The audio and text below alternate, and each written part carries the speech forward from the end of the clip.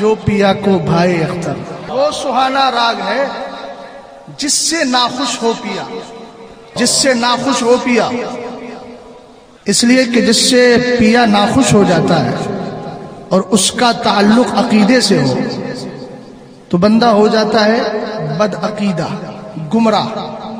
اور گمراہی سے اہل علم اسی لیے بچاتے ہیں کہ گمراہ کی کوئی چیز بھی اللہ کی بارگاہ میں قبول نہیں ہوتی ہے.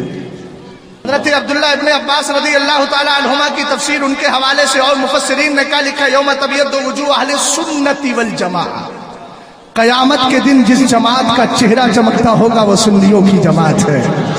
وتسود وجوہ اہل البدعۃ والضلالہ، جس کا چہرہ کالا ہوگا، سیاہ فام، ناکام. سمجھ گئے وہ کون ہے؟ وہ بدعتیوں کی جماعت ہے، اہل سنت کا ہے بیڑا پار. عرض یہ کر رہا تھا جو پیا کو بھائے اختر، پہلے مصرے پر بعد میں، اس لیے کہ آپ جانتے ہیں پہلے خرابی کو دور کیا جائے. سب جانتے ہیں جلب منفعت دفع مفسدہ، اہل فقہ بیٹھے ہیں، سب جانتے ہیں. آپ کو معلوم ہونا چاہیے سنی ہی ہو، سنی ہی بن کر رہنا، کبھی دائیں بائیں ادھر ادھر جانے کی حد حاشا وکلا کوشش مت کرنا.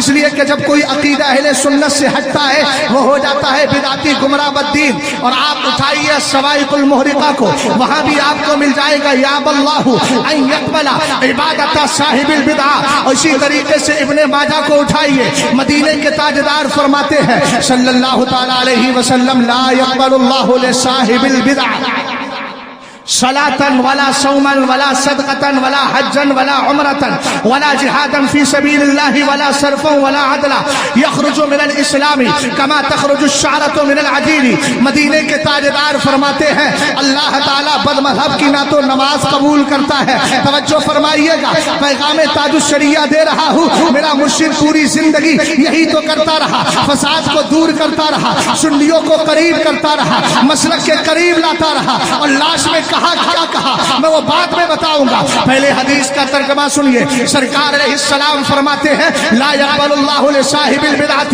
آقا کریم علیہ السلام نے فرمایا بدعتی بد مذہب بددین جو سنیت سے باہر ہو جائے. سنیت سے کون باہر ہوتا ہے؟ سنیت سے الگ کون ہوتا ہے؟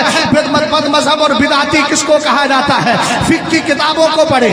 والمراد بالمبتدع من يعتقد شيئا على خلاف ما يعتقده اهل السنت والجماعہ.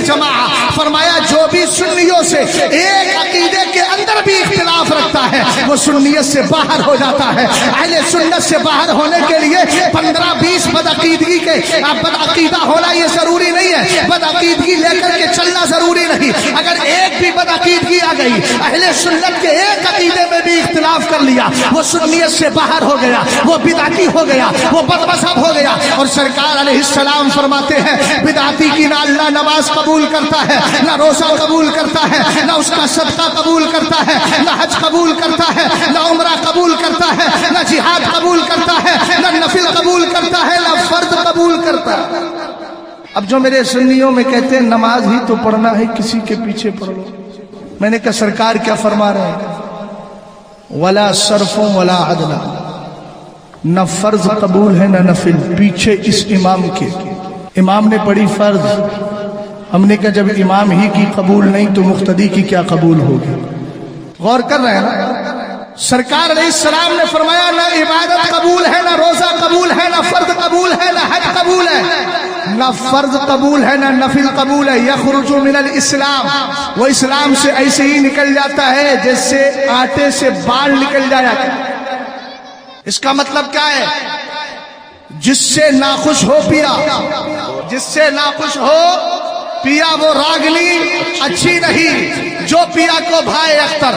اب پیا کو کیا بھاتا ہے؟ پیا کو یہ بھاتا ہے کہ مصطفیٰ کریم علیہ السلام سے سچی محبت کی جائے، اور محبت کے اندر نہ ادھر دیکھا جائے نہ ادھر. جو رسول کریم علیہ السلام کی حدیثوں سے جس عشق کی بات کی جاتی ہے، اس کی ترجمانی امام احمد رضا خان نے یوں کی عشق تیرے صدقے جلنے سے چھٹے سستے، جو آگ بجھا دے گی وہ آگ لگائے گی. رسول کریم علیہ السلام کا عشق ہی ہماری بنیاد ہے، رسول کریم علیہ السلام کا عشق ہی ہماری اصل ہے، ہمارے ایمان کی جان ہے۔ اور کیسا عشق ہونا چاہیے؟ صحابہ اکرام سے پوچھئے، الادب المفرد کا مطالعہ کیجئے۔ حضرت عبداللہ ابن مسعود رضی اللہ تعالی عنہ کہتے ہیں، آپ فرماتے ہیں شہید تو من مقداد ابن المسد من مقداد ابن الاسود مشهدا لعل اكون صاحبه احب الي مما عدل به اتى النبي صلی اللہ تعالی علیہ وسلم۔ توجہ فرمائیے گا، حضرت عبداللہ ابن مسعود جن کے مسائل پر، جن کی استحاجات پر اور جن کی روایت کرتا حدیثوں پر ہم حنفیوں کے فقہ کی بنیاد رکھی ہوئی ہے، میں اسی کی روایت بیان کر رہا ہوں۔ حضرت عبداللہ ابن مسعود کہتے ہیں میں نے آقا کریم علیہ السلام کے صحابی حضرت مقداد ابن اسود رضی اللہ تعالی عنہ کی طرف سے ایک ایسا منظر دیکھا تھا، میں سوچتا تھا کاش دنیا کی ساری دولت میرے پاس آ جائے اور اس دولت کو میں مقداد کے حوالے کر دوں اور کہوں یہ منظر مجھے دے دے، یہ مشہد مجھے دے دے، یہ منظر اور یہ سین مجھے عطا کر دے۔ کیا سین تھا؟ کون سا منظر تھا؟ رسول کریم علیہ السلام کے صحابی کہتے ہیں میں نے دیکھا، حضرت عبداللہ ابن مسعود نے کہا مقداد ابن اسود میرے نبی کی بارگاہ میں آئے، سرکار جلال میں ہے، غمزدہ ہے، کبیدہ خاطر آقا کریم علیہ السلام غمزدہ ہے، میرے نبی دعا کر رہے ہیں، وَهُوَ يَدْعُو عَلَى الْمُشْرِكِينَ، سرکار جلال میں آ کر مشرکین کے خلاف دعا کر رہے تھے۔ آقا کریم علیہ السلام کے صحابی نے مصطفیٰ کا چہرہ دیکھا، سمجھ گئے آقا کریم غمزدہ ہے، کہنے لگے یا رسول اللہ لا نقول كما قال قوم موسیٰ علیہ السلام اذهب انت وربك فقاتلا ولكننا نقاتل عن يمينك وشمالك وبين يديك ووراءك۔